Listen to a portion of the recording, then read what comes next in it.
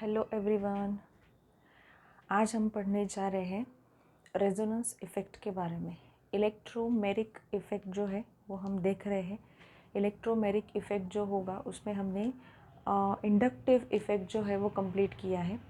Inductive effect में जो polarisation वहाँ पे दिखाई देता है ऑर्गेनिक मॉलिक्यूल में, वो पोलराइजेशन जो है वो एडजेसेंट कार्बन पे भी वहाँ पे पास होता है। ये हमने कंप्लीट किया था। यहाँ पे आज हम देखने जा रहे हैं एक और इलेक्ट्रॉनिक इफ़ेक्ट के बारे में, विच इज़ रेजोनेंस इफ़ेक्ट। ठीक है, अब मैंने यहाँ पे लिखा है रेजोनेंस स्ट्रक्चर या रेजोनेंस इफ़ेक्ट। ठीक है, तो सबसे पहले तो हम ये जानने की कोशिश करेंगे कि रेजोनेंस जो है वो एक्चुअल में वहाँ पे मतलब ये एक कंसेप्ट आई कैसे है। रेजोनेंस की कंसेप्ट जो है वो हम कैसे समझ पा रहे हैं या कैसे आई है रेजोनेंस की कंसेप्ट। तो यहाँ पे आप जानने की कोशिश कीजिए। सपोज़ आपने एक बेंजीन का स्ट्रक्चर लिया। ठीक है, बहुत ही सिंपल एग्जाम्पल लिया जाता है, हमेशा से बेंजीन का एग्जाम्पल लिया जाता है। सो हम भी यहाँ पे लेके देखते हैं बेंजीन का एग्जाम्पल। बेंजीन के एग्जाम्पल में देखो किस तरीके से हम स्ट्रक्चर बनाते हैं बेंजीन का। बेंजीन का स्ट्रक्चर इस तरीके से हम यहाँ पे बनाते हैं। ठीक है, बेंजीन का स्ट्रक्चर इस तरीके से बनेगा। अब यहाँ पे हर जगह पे आपको क्या मिल रहा है, कार्बन कार्बन बॉन्ड आपको मिल रहा है। Carbon to carbon single bond है और carbon to carbon double bond है। बॉन्ड लेंथ की अगर यहाँ पे बात की जाए तो carbon to carbon double bond जहाँ पे है वहाँ पे अगर आप बॉन्ड लेंथ की बात करते हो तो वहाँ की बॉन्ड लेंथ जो है वो नियर अबाउट 138 पिकोमीटर वो वहाँ पे आ रही है एक्चुअल में। और सिंगल बॉन्ड की जो लेंथ है वो वहाँ पे 154 पिकोमीटर तक आ रही है एक्चुअल में। वहाँ पे हो क्या रहा है कि ऑब्जर्वेशन जो हमने किए थे उसमें कुछ अलग ही मिला है। ऑब्जर्वेशन में कुछ अलग ही मिला है। अब क्या अलग मिला वो देखो। अब यहाँ पे ऑब्जर्वेशन जो मिला वो कुछ अलग ही मिला। मतलब यहाँ अगर हमने देखा तो यहाँ पे ये बॉन्ड लेंथ आपकी मिल रही है 133 पिकोमीटर। ये जो बॉन्ड लेंथ है ये 133 पिकोमीटर है। यहाँ पे सिंगल बॉन्ड जो है उसकी बॉन्ड लेंथ 154 पिकोमीटर इतनी है। फिर से यहाँ पे 133 पिकोमीटर। ठीक है, यहाँ पे फिर से 154 पिकोमीटर। ठीक है, इस तरीके से आपको देखना है। यहाँ पे 133 पिकोमीटर और यहाँ पे 154 पिकोमीटर। इस तरीके से बॉन्ड लेते हैं। मतलब अगर carbon to carbon double bond है यहाँ पे तो उसकी बॉन्ड लेंथ होगी 133 पिकोमीटर। और carbon to carbon single bond है यहाँ पे बेंजीन की बात हो रही है तो वहाँ पे है 154 पिकोमीटर। एक्चुअल में ये एक्सपेक्टेशन था। एक्चुअल में क्या था, ये एक्सपेक्टेशन था जब बेंजीन रिंग का वहाँ पे स्टडी हुआ। एक्चुअल में ये पता चला है कि यहाँ पे बेंजीन रिंग का जब हम स्टडी करते हैं तो आपको ये यहाँ पे दिखाई देता है कि बॉन्ड लेंथ जो है, बॉन्ड लेंथ मतलब हर एक जगह पे अगर आप देखो, हर एक जगह पे कार्बन टू कार्बन की बॉन्ड लेंथ देखो तो वो वहाँ पे आपको मिल रही है 138 picometre. Carbon to carbon bond की जो बॉन्ड लेंथ है वो वहाँ पे मिल रही है 138 पिकोमीटर। अब ये एक क्वेश्चन मार्क था कि अगर बेंजीन के स्ट्रक्चर में एक्सपेक्टेड हमें ये है कि carbon to carbon double bond जहाँ पे है वहाँ पे 133 पिकोमीटर ये बॉन्ड लेंथ रहेगी और carbon to carbon single bond जहाँ पे है वहाँ पे 154 पिकोमीटर ये बॉन्ड लेंथ रहेगी। ये हमें एक्सपेक्टेड था, बट एक्चुअल में एक्सपेक्टेशन जो है उससे कई डिफरेंट आपको वहाँ पे ऑब्जर्वेशंस मिले हैं। ऑब्जर्वेशन में ये कहा है उन्होंने कि कार्बन टू कार्बन, कोई भी कार्बन टू कार्बन आप यहाँ पे कंसिडर करो तो बॉन्ड लेंथ आपको कितनी मिलती है, 138 पिकोमीटर। ये बॉन्ड लेंथ आपको यहाँ पे मिल रही है। अब ये इस तरीके का क्यों या इस तरीके से जो हो रहा है, एक्चुअल एक्सपेक्टेशन हमारा ये था। ठीक है, एक्सपेक्टेशन ये है बट ऑब्जर्वेशन आपको ये मिल रहा है। ऐसा क्यों हो रहा है अगर हमको यहाँ पे देखना है तो we have to focus on resonance effect. और you can say first of all आपको रेजोनेटिंग स्ट्रक्चर्स जो है वहाँ से स्टार्ट करना पड़ेगा। तो ये एक पॉइंट है यहाँ पे। ये पॉइंट मैंने इंट्रोडक्टरी पार्ट में क्यों बताया, मतलब बहुत बार ये क्वेश्चन यहाँ पे इस तरीके से आता है माइंड में कि रेजोनेंस जो है या रेजोनेंस इफेक्ट जो है, रेजोनेटिंग स्ट्रक्चर्स जो हम बनाते हैं वो क्या इतना इम्पॉर्टेंट है। ये क्या है, सिर्फ हम क्या करते हैं, पाई बॉन्ड जो है उनके इलेक्ट्रॉन को डीलोकलाइज करते हैं। पाई बॉन्ड के इलेक्ट्रॉन्स क्या हो जाते हैं, डीलोकलाइज हो जाते हैं। तो उस तरीके से रेजोनेंस स्ट्रक्चर वहाँ पे आपको मिलता है। बट रेजोनेंस स्ट्रक्चर्स वहाँ पे प्रिपेयर करना या रेजोनेटिंग इफ़ेक्ट जो है वो वहाँ पे सीखना क्या इतना इम्पॉर्टेंट है हमारे लिए? बिल्कुल इम्पॉर्टेंट है, because of this particular history. Benzene का अगर आपने देखा तो बेंजीन के केस में ऑब्जर्वेशन कुछ अलग ही मिल रहा है और एक्चुअल आपका एक्सपेक्टेशन कुछ अलग ही था। तो ये पॉइंट यहाँ पे बहुत ज़्यादा इम्पॉर्टेंट है। इस पॉइंट की वजह से रेजोनेटिंग स्ट्रक्चर्स और रेजोनेंस इफ़ेक्ट को पढ़ना काफ़ी इम्पॉर्टेंट होगा हमारे लिए। अब हम आगे बात करते हैं रेजोनेंस। एक बार देख ही लिया है कि क्यों पढ़ना है। तो रेजोनेटिंग स्ट्रक्चर्स जो है वो हर एक ऑर्गेनिक मॉलिक्यूल में हम बना सकते हैं क्या? बिल्कुल नहीं, ऐसा नहीं है। हर एक ऑर्गेनिक मॉलिक्यूल में हम रेजोनेटिंग स्ट्रक्चर नहीं बना सकते। तो फिर कहाँ बना सकते हैं रेजोनेटिंग स्ट्रक्चर? हम कहाँ बना सकते हैं? जहाँ पे सबसे पहला पॉइंट ये है कि जहाँ पे पाई बॉन्ड प्रेजेंट हो। पाई बॉन्ड अगर ऑर्गेनिक मॉलिक्यूल में प्रेजेंट है तो काफ़ी चांसेस बन जाते हैं रेजोनेंस वहाँ पे तैयार होने के, या रेजोनेटिंग स्ट्रक्चर जो है वो प्रिपेयर करने के बहुत चांसेस वहाँ पे बढ़ जाते हैं। बट पाई बॉन्ड सिर्फ होने से नहीं होगा, उसके साथ साथ ये भी देखना पड़ेगा कि पाई बॉन्ड जो है वो आपका अल्टरनेट पोजीशन पे है क्या, मतलब single bond double bond, single bond double bond, इस तरीके से वहाँ पे आपका पाई बॉन्ड प्रेजेंट है क्या। तो उस तरीके से रेजोनेटिंग स्ट्रक्चर हम बना सकते हैं। एक्चुअल में हमें ये चीज़ पता है कि अल्टरनेट सिंगल और डबल बॉन्ड हमें जहाँ पे मिलता है उस पर्टिकुलर सिस्टम को कॉन्जुगेट सिस्टम कहा जाता है।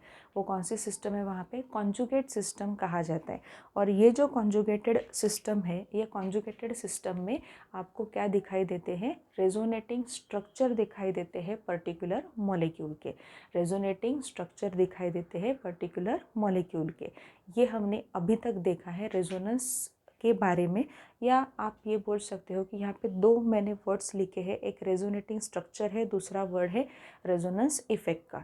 सो वहाँ पे हम आगे वैसे ही प्रोसीड करेंगे। पहले मैंने कंडीशंस आपको बताए, बिकॉज इंडक्टिव इफेक्ट जो हो रहा था वो सिंगल बॉन्ड में ही आपको दिखाई दे रहा था, सिग्मा बॉन्ड वहाँ पे फोकस हो रहा था। अब आप रेजोनेंस पढ़ रहे हो तो रेजोनेंस में कौन फोकस हो रहा है? आपका पाई बॉन्ड जो है वो वहाँ पे फोकस हो रहा है। और एक पॉइंट यहाँ पे है कि पाई बॉन्ड जो है वो पाई बॉन्ड के साथ साथ कॉन्जुगेटेड सिस्टम होना काफ़ी ज़रूरी है। अब कॉन्जुगेटेड सिस्टम क्या है? जिस पर्टिकुलर ऑर्गेनिक मॉलिक्यूल में, अच्छे से समझने की कोशिश करो, जिस पर्टिकुलर ऑर्गेनिक मॉलिक्यूल में क्या होगा, आपको वहाँ पे single bond double bond, single bond double bond alternate दिखाई देगा, उस पर्टिकुलर सिस्टम को क्या कहा जाता है? कॉन्जुगेटेड सिस्टम वहाँ पे कहा जाता है। तो ये कॉन्जुगेटेड सिस्टम का एक छोटा सा आप बोल सकते हो डेफिनेशन है कि alternate double single, double single, ये आपको वहाँ पे दिखाई देगा। जैसे ये सिस्टम यहाँ पे मिल रहा है आपको बेंजीन में। बेंजीन में क्या मिलता है आपको? डबल बॉन्ड है, फिर सिंगल बॉन्ड है, डबल बॉन्ड है, फिर सिंगल बॉन्ड, डबल बॉन्ड, फिर सिंगल बॉन्ड। ये जो एक सिस्टम यहाँ पे मिल रहा है, this is nothing but conjugated system. अब यहाँ पे और भी एग्जाम्पल्स हम लेने वाले हैं। रेजोनेटिंग स्ट्रक्चर्स पहले मैं आपको बताऊंगी कि किस तरीके से निकाले जाते हैं। और रेजोनेटिंग स्ट्रक्चर जब बनते हैं तो उसके कुछ रूल्स भी होते हैं। रेजोनेटिंग स्ट्रक्चर में क्या इंपॉर्टेंट होगा, कौन सा रेजोनेटिंग स्ट्रक्चर ज़्यादा स्टेबल होगा, उस पर भी हम डिस्कशन करेंगे। But I think as a introductory part it is very very important to know that कि रेजोनेंस की हिस्ट्री क्या है। और रेजोनेटिंग स्ट्रक्चर्स बनाने के लिए बेसिकली हर एक ऑर्गेनिक मॉलिक्यूल में रेजोनेटिंग स्ट्रक्चर आपको नहीं मिल सकता। हर एक ऑर्गेनिक मॉलिक्यूल में रेजोनेटिंग स्ट्रक्चर आपको नहीं मिल सकता। स्पेसिफिकली बोलना चाहो तो कॉन्जुगेटेड सिस्टम आपको जहाँ पे मिल रहा है वहाँ पे आपको रेजोनेंस मिलता है। और भी कुछ कंडीशन है कि वहाँ भी आप रेजोनेंस देख सकते हो। एग्जाम्पल जैसे जैसे आगे आएंगे वैसे वैसे मैं आपको बताती जाऊँगी।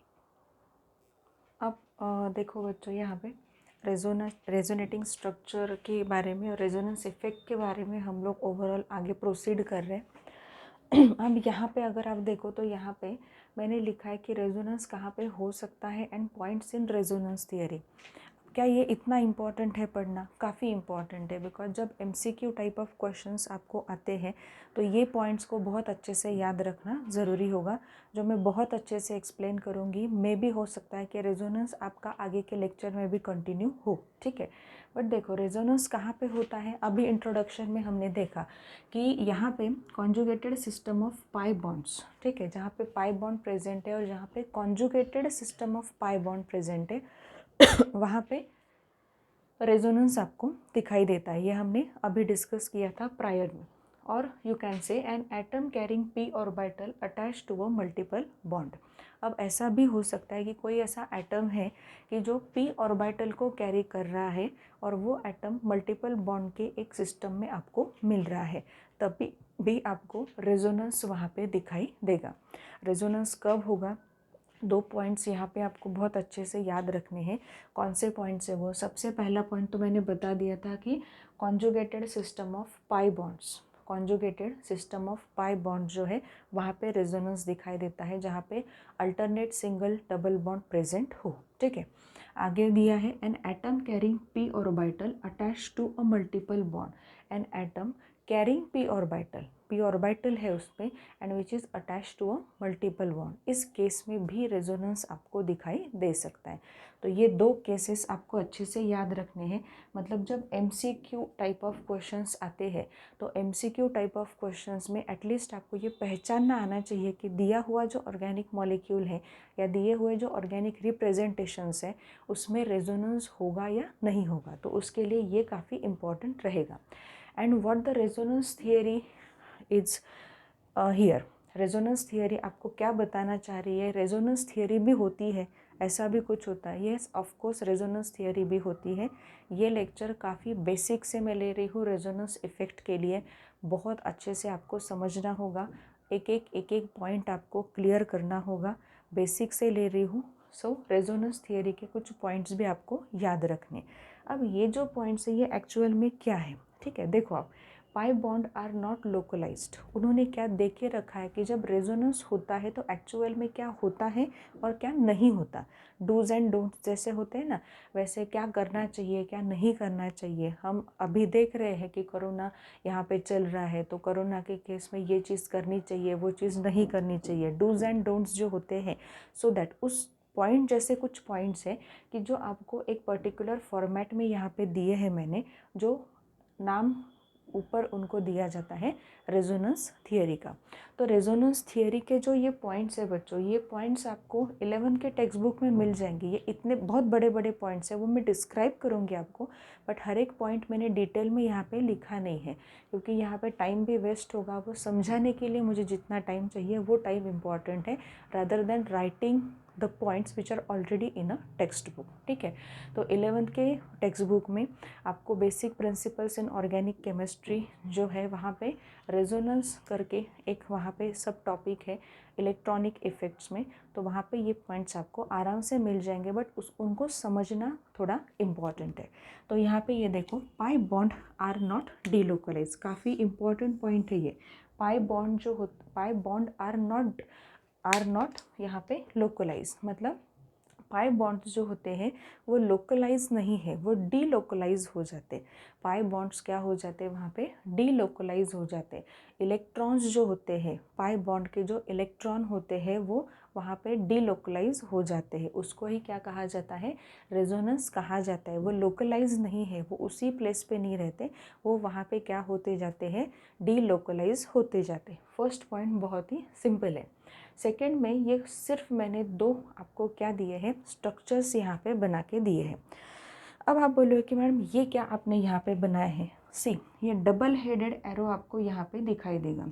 ये डबल हेडेड एरो जब मिलता है आपको किसी भी पर्टिकुलर थियरी में या किसी भी कंटेंट में, तो आप समझ जाना कि वो बात कर रहे हैं रेजोनेंस की। डबल हेडेड एरो इस तरीके से दिखाया जाता है कि रेजोनेटिंग स्ट्रक्चर के बीच में डबल हेडेड एरो हमेशा दिया जाता है। जैसे फॉर एग्जांपल, ये सामने है आपके एग्जांपल, इसलिए इस एग्जांपल से मैं क्या कर रही हूँ? समझाने की कोशिश कर रही हूँ। बेंजीन का ये एक स्ट्रक्चर यहाँ पे बन गया है और दूसरा एक स्ट्रक्चर यहाँ पे बन गया, तो ये दोनों भी क्या है? ये बेंजीन ही है, बट उनके रेजोनेटिंग स्ट्रक्चर्स है। रेजोनेटिंग स्ट्रक्चर्स को शो करने का तरीका क्या होता है? With the help of double headed arrow. तो डबल हेडेड एरो जो है उससे हम क्या करते हैं यहाँ पे हम मतलब वहाँ पे एक रिप्रेजेंट करने की कोशिश करते हैं कि वहाँ पे हम बात कर रहे हैं एक इलेक्ट्रॉनिक इफेक्ट की, एक पर्टिकुलर इफेक्ट के बारे में, which is called as resonance. तो हम यहाँ पे बेस्ट वे नंबरिंग करेंगे। नंबरिंग करने के बाद अब हमें अच्छे से समझ में आ जाएगा कि एग्जैक्टली क्या करना है। नंबरिंग में कर देती हूँ, थर्ड पॉइंट उस पर ही डिपेंड होगा। अब यहाँ पे देखो, फर्स्ट, ये सेकंड, ये थर्ड, फोर्थ, ये फिफ्थ है और ये सिक्स्थ है। वैसे ही 1 2 3, यहाँ पे 4 5 और 6 नंबरिंग मैंने यहाँ पे की है। आपको दिखाई देगा बच्चों कि फर्स्ट स्ट्रक्चर जो है, फर्स्ट स्ट्रक्चर और सेकंड स्ट्रक्चर में कुछ तो भी डिफरेंस आपको नज़र आएगा। उसी पे डिपेंड है आपका थर्ड पॉइंट। अब थर्ड पॉइंट देखो, position of carbon atom remain unchanged. Position of carbon atom remain unchanged. Position of pi electrons are different. क्या है? बहुत सिंपल वे में और छोटा सा पॉइंट है, वो वहाँ पे मैं डिस्क्राइब करूँगी आपको। पॉइंट ऐसा है कि ये दो स्ट्रक्चर जब आप ऑब्जर्व करते हो तो आपको क्या दिखाई दे रहा है? Position of carbon atom remain unchange. Carbon atom की पोजीशन चेंज हो रही है क्या? नहीं, कार्बन एटम तो वही प्लेस पे है। ठीक है, दोनों भी स्ट्रक्चर्स में अगर आप देखो तो कार्बन एटम की पोजीशन चेंज नहीं हो रही, बट क्या चेंज हो रहा है वो समझने की कोशिश करो।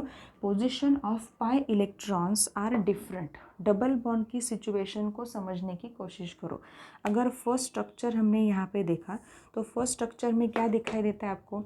फर्स्ट स्ट्रक्चर में आपको ये दिखाई देगा कि डबल बॉन्ड किसके बीच में है? डबल बॉन्ड आपको 2 और 3 के बीच में मिल रहा है। वगैरह इस पर्टिकुलर स्ट्रक्चर में डबल बॉन्ड कहाँ मिल रहा है? 1 और 2 के बीच में। यहाँ पे 1 और 2 के बीच में सिंगल है, यहाँ पे 1 और 2 के बीच में डबल बॉन्ड है। तो आपको ये समझना आसान हो जाएगा कि पाई इलेक्ट्रॉन्स जो होते हैं, हम डबल बॉन्ड की बात करें, पाई इलेक्ट्रॉन मतलब क्या? पाई बॉन्ड में जो इलेक्ट्रॉन प्रेजेंट है वो। डबल बॉन्ड में एक सिग्मा, एक पाई होता है, पाई इलेक्ट्रॉन होते हैं वहाँ पे। एक सिग्मा बॉन्ड है, एक पाई बॉन्ड है, ये हमें पता है। तो ये जो पॉइंट्स यहाँ पे आ रहे हैं ये काफ़ी इंपॉर्टेंट पॉइंट्स हैं। ठीक है, ये पॉइंट्स में वो ये बताना चाह रहे हैं कि अगर फर्स्ट स्ट्रक्चर आप ऑब्जर्व करो तो 1 और 2 के बीच में आपको सिंगल बॉन्ड दिखाई देगा। देखो यहाँ पे बहुत अच्छे से देखो। और अगर सेकेंड स्ट्रक्चर जो है वो आप ऑब्जर्व करो तो फर्स्ट और सेकेंड के बीच में आपको डबल बॉन्ड दिखाई देगा। फर्स्ट और सेकेंड के बीच में आपको डबल बॉन्ड दिखाई देगा। सो यहाँ पे एक पॉइंट ऐसा है कि देखो, मतलब position of carbon atom change हो रही है क्या आपकी? नहीं, पोजीशन कार्बन एटम की बिल्कुल भी चेंज नहीं हो रही। कार्बन एटम की पोजीशन चेंज नहीं हो रही, बट यहाँ पे पाई बॉन्ड जो है या पाई इलेक्ट्रॉन्स की पोजीशन जो है वो डिफरेंट है दोनों भी केसेस में। यहाँ पे अगर हमने बात की तो पाई इलेक्ट्रॉन कहाँ कहाँ प्रेजेंट है? 2 और 3 के बीच में, यहाँ पे 4 और 5 के बीच में। ठीक है, इस तरीके से हम बोल सकते हैं। बट ये स्ट्रक्चर अगर आपने देखा तो इस स्ट्रक्चर में आपको क्या नज़र आता है? पाई बॉन्ड कहाँ पे प्रेजेंट है? 1 और 2 के बीच में, यहाँ पे 3 और 4 के बीच में, 5 और 6 के बीच में। इस तरीके से आपको देखना है। मतलब थर्ड पॉइंट जो है एक्चुअल में वो रिलेट करता है सेकेंड पॉइंट से। सेकेंड पॉइंट में हमने क्या निकाले हैं? 2 रेजोनेटिंग स्ट्रक्चर्स निकाले हैं which are separated by a double headed arrow. Double headed arrow से वो सेपरेट किए गए हैं। नीचे हमने वही दिया है कि पोजीशन कार्बन एटम की रेजोनेंस में चेंज नहीं होती, पोजीशन चेंज नहीं होगी। अब कार्बन एटम यहाँ है इसलिए हम कार्बन एटम बोल रहे हैं। एक्चुअल में बाकी भी एटम हो सकते हैं, ठीक है, कि जिनके पास पी ऑर्बिटल प्रेजेंट हो, ठीक है, और वो भी मल्टीपल बॉन्ड में अटैच्ड हो, तो उनके भी बारे में ये रूल हम अप्लाई कर सकते हैं कि पोजीशन ऑफ एटम चेंज नहीं होगी। सिर्फ पोजीशन किसकी चेंज होगी? पाई इलेक्ट्रॉन्स की पोजीशन जो होगी वो यहाँ पे चेंज होगी। एम आई राइट? आप अच्छे से समझ रहे हो मैं जो बताना चाह रही हूँ। रेजोनेंस थियरी का थर्ड पॉइंट हमने अभी देखा। अब यहाँ पे देखते हैं फोर्थ पॉइंट। फोर्थ पॉइंट काफ़ी बड़ा है बट मैं यहाँ पे समझाने की कोशिश करूँगी आपको कि किस तरीके से उन्होंने समझाया है। ओवरऑल जो अगर आप उसमें थियरी पढ़ोगे 11 के टेक्स्ट बुक में तो उनका बोलना यही है कि यहाँ पे रेजोनेंस स्ट्रक्चर जो होता है, रेजोनेंस स्ट्रक्चर यहाँ पे पूरी तरीके से हाइपोथेटिकल स्ट्रक्चर होते हैं, हाइपोथेटिकल स्ट्रक्चर होते हैं। बट यहाँ पे हम एक बात समझ सकते हैं कि ये स्ट्रक्चर भले ही यहाँ पे क्या हो, हाइपोथेटिकल स्ट्रक्चर्स हो, बट ये स्ट्रक्चर को रिप्रेजेंट करने का तरीका और एक यहाँ पे प्रेजेंट है। मतलब देखो, अगर मैंने आपको कहा कि बेंजीन मेरे पास है, अगर मैंने आपको कहा कि बेंजीन है, और बेंजीन जो है वो बेंजीन के हमने क्या किए यहाँ पे, अभी जस्ट हमने देखा कि जो बेंजीन है, बेंजीन के हमने दो स्ट्रक्चर्स यहाँ पे निकाले। अब ये जो पर्टिकुलर दो स्ट्रक्चर्स मैंने यहाँ पे निकाले हैं, ये दो स्ट्रक्चर को रिप्रेजेंट हम इस तरीके से भी कर सकते हैं, ठीक है। मतलब इसका क्या है कि फर्स्ट और सेकंड जो है वो बेंजीन ही है, ठीक है, वो क्या है वहाँ पे बेंजीन ही है। उनकी प्रॉपर्टीज़ जो है वो भी क्या है वहाँ पे सेम ही रहेगी, प्रॉपर्टीज़ भी क्या रहेगी, सेम ही रहेगी। बट बस फ़र्क इतना वहाँ पे है कि वहाँ पे पाई इलेक्ट्रॉन की पोजीशन चेंज है, अल्टरनेट पोजीशन जो है वो वहाँ पे पाई इलेक्ट्रॉन की चेंज है, जो मैंने यहाँ पे आपको समझाया था, ठीक है। तो ये जो स्ट्रक्चर यहाँ पे हमने बनाया है, it is the hybrid structure of benzene and these two are the resonating structures of benzene. ये हाइब्रिड स्ट्रक्चर है एंड ये कहा जाता है कि hybrid structure is most stable structure than the resonating structure. Hybrid structure कैसा होता है वहाँ पे, हाइब्रिड स्ट्रक्चर वहाँ पे स्टेबल स्ट्रक्चर है, इस तरीके से कहा जाएगा। बेंजीन का हाइब्रिड स्ट्रक्चर हम इस तरीके से बना सकते हैं। इसे क्या कहा जाएगा बच्चों, फिर से एक बार बता रही हूँ, this is the hybrid structure. ये क्या है यहाँ पे, ये है यहाँ पे हाइब्रिड स्ट्रक्चर। ये हाइब्रिड स्ट्रक्चर है किसका, बेंजीन का, ठीक है। इसका मतलब ये है कि जो हमने पहले डिस्कस किया था, देखो आपको थोड़ा सा अब लिंक लग रही होंगी कि हिस्ट्री में जब पढ़ा रही थी आपको अभी इसी पर्टिकुलर लेक्चर में, कि कहाँ से रेजोनेंस आया, कहाँ से रेजोनेटिंग स्ट्रक्चर हमें मिलते हैं, या रेजोनेंस इफ़ेक्ट सीखना क्यों है। तो मैंने कहा था कि देखो बेंजीन अगर आप ऑब्जर्व करते हो तो बेंजीन में एक्चुअल में एक्सपेक्टेशन क्या था, हमारा एक्सपेक्टेशन ये था कि कार्बन कार्बन सिंगल बॉन्ड में 154 पिकोमीटर इतना बॉन्ड लेंथ होना चाहिए, कार्बन कार्बन डबल बॉन्ड में 133 पिकोमीटर इतना वहाँ पे बॉन्ड लेंथ होना चाहिए। बट ओवरऑल ऑब्जर्वेशन में आपको क्या मिला कि हर एक कार्बन कार्बन के बीच में आपको बेंजीन में ये मिल रहा है कि 138 पिकोमीटर यही बॉन्ड लेंथ मिल रही है। It is because of the delocalisation of pi electron. Continuously वो मूव करते रहते हैं, मतलब ये इलेक्ट्रॉन यहाँ आ जाएंगे, ये इलेक्ट्रॉन यहाँ, ये इलेक्ट्रॉन यहाँ पे, इसी से ये स्ट्रक्चर हमें मिला है, ठीक है। तो अगर इस तरीके से हो रहा है तो ये भी हो सकता है, ये इलेक्ट्रॉन यहाँ पे, ये इलेक्ट्रॉन यहाँ, ये इलेक्ट्रॉन यहाँ पे, ये कंटिन्यूसली वहाँ पे चलता रहेगा, ठीक है। ये अगर यहाँ पे चलता रहा है तो उस तरीके से क्या होगा कि कार्बन कार्बन की बॉन्ड लेंथ जो है, वो कार्बन कार्बन की बॉन्ड लेंथ जो हमें एक्सपेक्टेड है वो तो कभी नहीं मिलेगी, ठीक है। वो हम इस तरीके से दिखा रहे हैं कि अब बीच में डॉट डॉट डॉट डॉट दिखाते हैं, एक हेक्सागोन निकालते हैं और उसमें बीच में डॉट करके एक सर्कल देते हैं। तो ये भी एक रेजोनेंस हाइब्रिड हम इस तरीके से दिखा रहे हैं। वो कौन सा हाइब्रिड है, ये रेजोनेंस हाइब्रिड है बेंजीन का। ये रेजोनेंस हाइब्रिड किसका है बच्चों, बेंजीन का रेजोनेंस हाइब्रिड है, ठीक है। अब resonance hybrid of first and second, आप ये बोल सकते हो, it is the resonance hybrid of first and second structure, ठीक है। अब देखो यहाँ पे अगर आप देखो तो फिफ्थ वाला जो पॉइंट है, which is again very important point, it is resonance stabilization energy, और you can say resonance energy, simply you can say it is a resonance energy. Actual में ये क्या है कि ये जो भी यहाँ पे जैसे हम बोल सकते कि रेजोनेंस स्टेबिलाइजेशन एनर्जी या रेजोनेंस एनर्जी, ये एनर्जी से हम क्या करने की कोशिश कर रहे हैं कि स्टेबल नेचर जो है वहाँ पे रेजोनेटिंग स्ट्रक्चर का या उसके हाइब्रिड का, वो यहाँ पे देने की कोशिश कर रहे हैं। अब यहाँ पे रेजोनेंस हाइब्रिड जो होता है, it is more stable then resonating structure. अभी मैंने आपसे कहा है कि जो रेजोनेंस हाइब्रिड होता है वहाँ पे इट इज़ मोर स्टेबल। अब क्यों, यहाँ पे अगर वो ज़्यादा स्टेबल है इसका मतलब उसकी एनर्जी कम है, ठीक है, उसकी एनर्जी क्या है वहाँ पे कम है। तो एक्चुअल में कंसेप्ट ये है कि रेजोनेंस स्टेबिलाइजेशन एनर्जी और resonance energy is the difference between, difference ही बोल सकते हो, ये डिफरेंस है एक तरीके का। किस में डिफरेंस है? एनर्जी का डिफरेंस है। अब किस किस के एनर्जी में डिफरेंस हम बोल रहे हैं, कौन से एनर्जी का डिफरेंस हम बोल रहे हैं?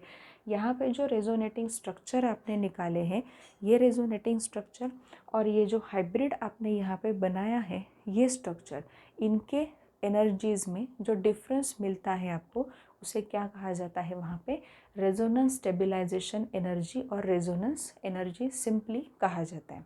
तो ये पॉइंट्स हमने यहाँ पे देखे हैं रेजोनेंस थियोरी में। होपफुली ये पॉइंट्स आपको क्लियर हो गए होंगे। तो यहाँ पे अगर हम देखें कि रेजोनेंस जो है वो रेजोनेंस, हम ये बोल सकते हैं कि इस थियोरी से ये भी तो पता चल रहा है कि रेजोनेंस जो है वो किसी भी पर्टिकुलर ऑर्गेनिक मॉलिक्यूल के स्टेबलाइजेशन में भी काफ़ी इम्पोर्टेंट रोल प्ले करता है। ठीक है, यहाँ पे क्या है कि किसी भी पर्टिकुलर ऑर्गेनिक मॉलिक्यूल में अगर हम देखें तो स्टेबलाइजेशन की जब हम बात करते हैं तो स्टेबलाइजेशन में ये भी है कि रेजोनेंस काफ़ी इम्पॉर्टेंट रोल वहाँ पे कैरी कर रहा है, ये आपको यहाँ पे पता होना चाहिए। So these are the points of resonance theory. First point यहाँ पे कौन सा है? Pi bonds are not localised. Pi bonds localise नहीं होते, वो डीलोकलाइज्ड होते हैं हमेशा। पाई इलेक्ट्रॉन एक पोजीशन पे नहीं रहते, वो हमेशा डीलोकलाइजेशन वहाँ पे करते रहते हैं। अब यहाँ पे सेकंड मैंने दिया है, सेकंड मतलब क्या है?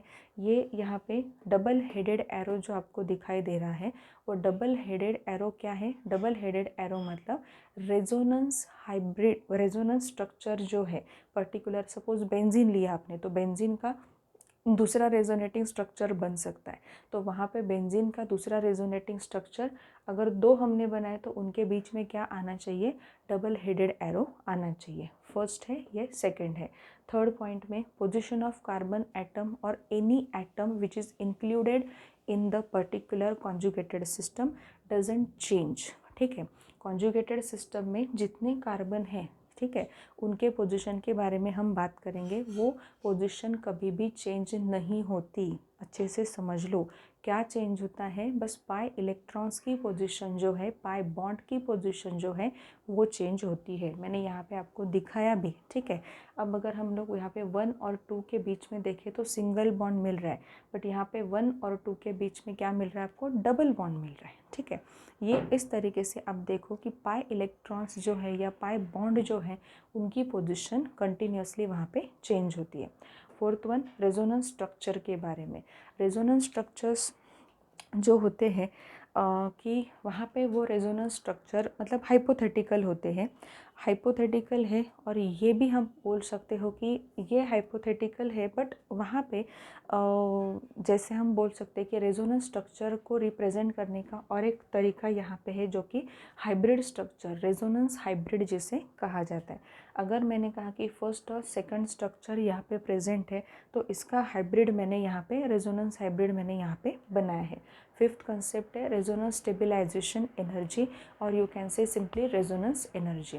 रेजोनेंस एनर्जी या तो फिर रेजोनेंस स्टेबलाइजेशन एनर्जी एग्जैक्टली है क्या वहाँ पे, कि ये जो स्ट्रक्चर्स यहाँ पे बनाए हैं इनकी एनर्जी और उसके वर्सेस ये जो आपने रेजोनेंस हाइब्रिड बनाया है उसकी एनर्जी, उनमें जो डिफरेंस आपको दिखाई देता है, this concept is nothing but resonance energy. ठीक है, और ये भी यहाँ पे मैं फिर से बता रही हूँ कि रेजोनेंस जो है वो रेजोनेंस में हाइब्रिड स्ट्रक्चर जो आपके होते हैं, हाइब्रिड स्ट्रक्चर जो होते हैं वो मोर स्टेबल होते हैं। हाइब्रिड स्ट्रक्चर क्या होते हैं? मोर स्टेबल वहाँ पे होते हैं। और एक पॉइंट यहाँ पे अच्छे से याद रखो कि रेजोनेंस जहाँ पे भी मिलता है इट लीड्स टू, हम ऐसे बोल सकते हैं कि स्टेबलाइजेशन ऑफ एनर्जी। रेजोनेंस अगर आपको वहाँ पे मिल रहा है तो यहाँ पे stabilisation of the particular molecule के बारे में भी आप बोल सकते हो। मतलब रेजोनेंस मिल रहा है तो रेजोनेंस काफ़ी इम्पॉर्टेंट रोल कैरी कर रहा है in stabilizing that particular organic molecule. ठीक है, so these are the points, hopefully it is clear to you all. ठीक है, तो ये बेसिक्स काफ़ी इम्पॉर्टेंट थे before going to start actual resonance effect and all. ये काफ़ी इम्पॉर्टेंट पॉइंट्स थे। अब देखो ये जो दो स्ट्रक्चर्स है इसमें conjugated system of pi bonds है या नहीं वो पहले समझने की कोशिश करो, because it is very important to know that कि whether you are identifying conjugated pi bond system और नॉट। ठीक है, रेजोनेंस स्ट्रक्चर निकालने से पहले कॉन्जुगेटेड पाई बॉन्ड सिस्टम जो है वो पहचानना, वो पर्टिकुलर मॉलिक्यूल में है या नहीं वो समझना काफ़ी इम्पॉर्टेंट होता है। तो देखो फर्स्ट वाला स्ट्रक्चर देखो, क्या कहा था मैंने, एक सिंपल वे है कि वहाँ पे अल्टरनेट डबल सिंगल ऐसे बॉन्ड्स अगर आपको दिखाई दे तो पहले भी कहा था कि वो conjugated system of pi bonds कहा जाता है। तो फर्स्ट स्ट्रक्चर आप ऑब्जर्व करो, फर्स्ट स्ट्रक्चर में क्या दिखाई दे रहा है, कहीं से भी आप देख सकते हो, ये डबल बॉन्ड प्रेजेंट है, ये सिंगल बॉन्ड प्रेजेंट है, ये यहाँ पे डबल होना चाहिए था, फिर यहाँ पे सिंगल होना चाहिए था। ठीक है, तो ये जो है ये कॉन्जुगेटेड पाई बॉन्ड सिस्टम में आपको नहीं मिलेगा। Conjugated system of pi bonds यहाँ पे आपको प्रेजेंट नहीं होगा, बिकॉज वहाँ पे स्ट्रिक्टली ये फॉलो होता है कि अल्टरनेट सिंगल डबल बॉन्ड्स आपको दिखाई देने चाहिए। ठीक है, अल्टरनेट डबल सिंगल बॉन्ड आपको दिखाई देने चाहिए। अब यहाँ पे डबल बॉन्ड है तो यहाँ पे सिंगल बॉन्ड है, एक्सपेक्टेड क्या था, यहाँ पे डबल बॉन्ड होना चाहिए था और यहाँ पे सिंगल बॉन्ड होना चाहिए था। ठीक है, तो ये फॉलो नहीं कर रहा conjugated system of pi bonds को। ठीक है, अब नीचे वाला सेकंड वाला स्ट्रक्चर देखो, सेकंड वाले स्ट्रक्चर में क्या दिखाई दे रहा है आपको, सेकंड वाले स्ट्रक्चर में देखो यहाँ पे डबल बॉन्ड है, यहाँ पे सिंगल बॉन्ड है, फिर से यहाँ पे डबल बॉन्ड है, यहाँ पे सिंगल बॉन्ड है। Yes, it has a conjugated system of pi bonds, मतलब ये जो है ये सिर्फ रेजोनेंस शो कर सकता है। सेकंड वाला स्ट्रक्चर जो है वही आपको रेजोनेंस शो कर सकता है। फर्स्ट वाले स्ट्रक्चर में conjugated system of pi bonds नहीं है, तो बेसिक रिक्वायरमेंट ना होने से फर्स्ट स्ट्रक्चर आपको conjugated system of pi bond ना होने से वहाँ पे रेजोनेंस नहीं दिखाएगा। सेकंड वाला जो स्ट्रक्चर है वो वहाँ पे रेजोनेंस आपको दिखा सकता है।